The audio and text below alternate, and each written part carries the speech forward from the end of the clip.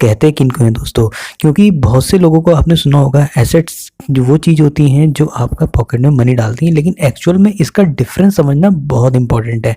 तो दोस्तों एसेट्स और लायबिलिटीज़ में अगर आप लोगों को डिफरेंस समझना है तो सबसे पहले आप लोगों को ये देखना होगा बचपन से वो चीज़ें जो आप लोगों ने जोड़ी हैं जिन जिन से आप लोगों की जेब में मनी ऐड हुआ है। जी हाँ, अब ये मत कहना कि हमने बहाने करके पेरेंट्स से पैसे लिए, जी नहीं, इसकी बात नहीं चल रही है। तो आपको वो चीज़ें देखनी है जिन जिन चीज़ों ने आपकी जेब में यानी पॉकेट में पैसा ऐड किया है वो आपका कहलाती हैं एसेट्स, और जो चीज़ें आपने ऐसी खरीद ली हैं जिनकी वजह से आपकी पॉकेट से पैसा गया है वो कहलाएगी लायबिलिटीज़। तो चलिए आगे बढ़ते हैं। तो आइए दोस्तों को फिर से समझ लेते हैं आखिर एसेट्स होते क्या हैं।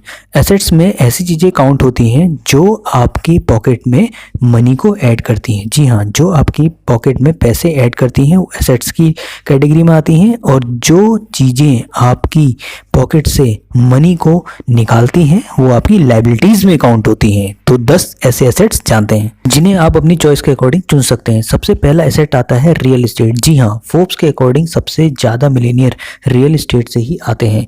इससे पैसा दो तरह से लगाया जा सकता है, जिसमें सबसे पहला तरीका आता है फ्लिप मेथड। जी हाँ, इस तरीके में मार्केट से कम प्राइस में प्रॉपर्टी खरीदी जाती है और कुछ साल से होल्ड करके मार्केट से ज़्यादा प्राइस में बेच दी जाती है। चलिए इसे और अच्छे से समझते हैं। अगर कोई प्रॉपर्टी आपको ऐसी दिखती है जिसकी हालत बहुत ख़राब है और उसके सामने काफ़ी कूड़ा है और गंदगी इतनी है, सीवेज की प्रॉब्लम है, जिसकी वजह से उस प्रॉपर्टी को कोई नहीं खरीद रहा है और उसके रेट काफ़ी डाउन हो चुके हैं, तभी एक स्मार्ट प्रॉपर्टी डीलर आता है और उसकी सफाई करवाकर, मेंटेनेंस करवाकर उसे नीट एंड क्लीन कर देता है, बाउंड्री लगवा देता है। कुछ समय बाद उसे होल्ड करने के बाद उसे काफ़ी अच्छे रेट में बेच देता है, जो कि ओल्ड प्रॉपर्टी के रेट से काफ़ी ज़्यादा रेट थे, यानी 3-4 गुना थे।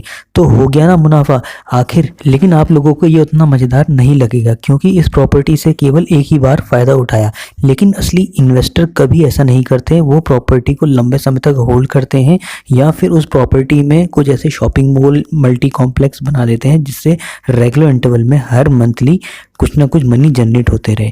जैसे शॉपिंग मॉल्स आपने देखे होंगे और कॉम्प्लेक्स देखे होंगे, जिससे हर महीने पैसा आता रहता है।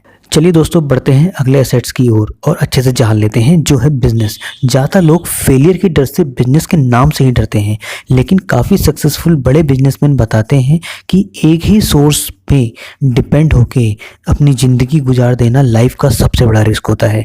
जैसे मैं पहले एक जॉब पर डिपेंड रहता था, जब तक काम करता था तब तक पैसे मिलते थे, जैसे ही काम करना बंद किया तो पैसे भी बंद। मैंने काफ़ी लोगों को देखा है जो ना ही एजुकेटेड होते हैं और ना ही एक्स्ट्राऑर्डिनरी, फिर भी वो अपनी लाइफ में फुल टू एंजॉय करते हैं, काफ़ी घूमते फिरते हैं। ऐसा वो इसलिए कर पाते हैं क्योंकि उन्होंने साइड पर बिजनेस खड़ा कर लिया होता है जो उन्हें पैसे ला कर देता है।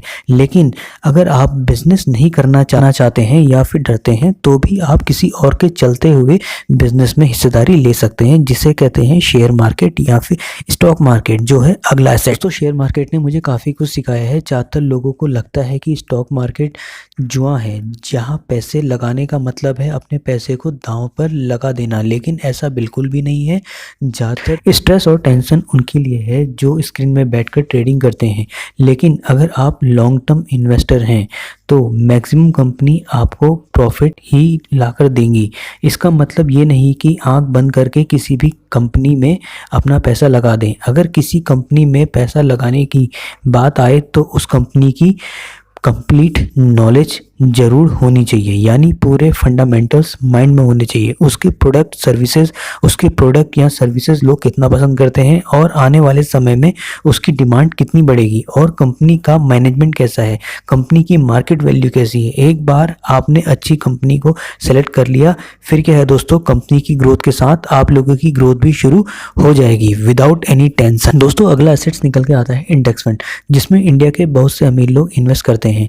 अगर हम इंडिया के इंडेक्स फंड की बात करें तो वो है निफ्टी 50, जिसका मतलब है इंडिया की टॉप 50 कंपनी। रिच लोग अपने वेल्थ को मैक्सिमाइज करने के लिए यहाँ पर इन्वेस्ट करते हैं। इंडिया की टॉप 50 कंपनियां, अगर आप इसे लंबे समय तक होल्ड करके रखते हैं तो ये आपको 15% रिटर्न दे जाती है। जब जब मार्केट डाउन जाता है या गिरता है तो स्मार्ट इन्वेस्टर इसमें और पैसा लगाते हैं और कुछ इन्वेस्टर, जबकि कुछ इन्वेस्टर अपने पैसों को निकाल लेते हैं, उनको पैसा डूबने का काफ़ी डर लगा रहता है।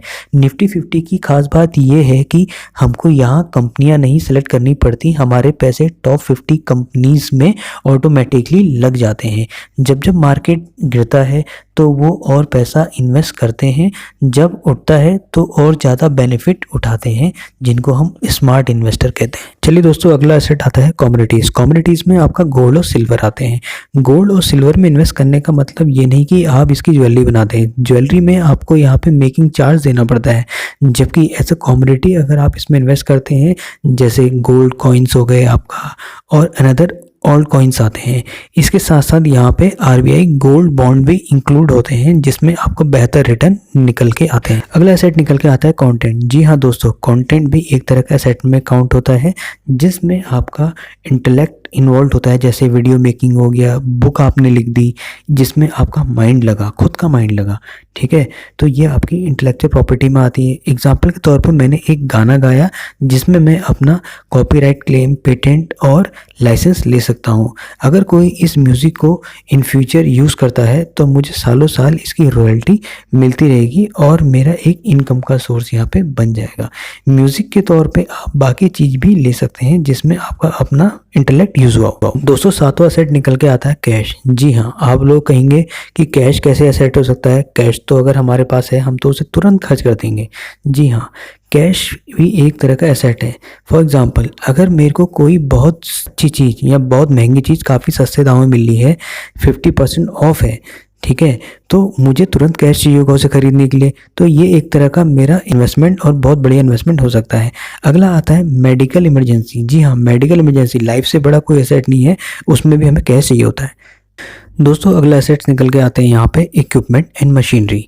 जी हाँ, इक्विपमेंट और मशीनरी में हम कुछ भी ऐसे डिवाइस या इक्विपमेंट्स यूज़ कर सकते हैं जिससे आपका मनी जनरेट हो। फॉर एग्जांपल, यदि हम कोई गाड़ी लेते हैं या कार लेते हैं जो हम पर्सनल यूज़ में लाते हैं तो एज ए लाइबिलिटी है, जबकि हम एज ए टैक्सी यूज़ करते हैं तो रेगुलर इनकम का सोर्स बन सकती है, जिससे हम उसका मेंटेनेंस भी ला सकते हैं। दूसरा एग्जाम्पल हम लैपटॉप का भी ले सकते हैं और उसके साथ मोबाइल फ़ोन भी। अगर इसको हम गेमिंग के पर्पज़ से यूज़ करते हैं तो हमारा टाइम वेस्ट होगा और ऐसा लाइबिलिटी है, क्योंकि इसका मेंटेनेंस भी हमें अपनी जेब से देनी पड़ेगी। लेकिन अगर बी लर्निंग या आपका एजुकेशन स्किल सीखते हैं जिससे हम वेबसाइट डिज़ाइनिंग कर सकते हैं और बहुत कुछ कर सकते हैं जिससे हम रेगुलर इनकम का सोर्स जनरेट कर सकते हैं, तो ये हमारा तो ये एज एसेट्स की तरह यूज़ हो सकता है, जैसे बड़ी बड़ी कंपनियों में इसका इस्तेमाल किया जाता है रेगुलर इनकम के लिए। अगला एसेट इक्विपमेंट्स के बाद 9th एसेट निकल के आता है यहाँ पे पीपल। जी हाँ, पीपल यानी लोग।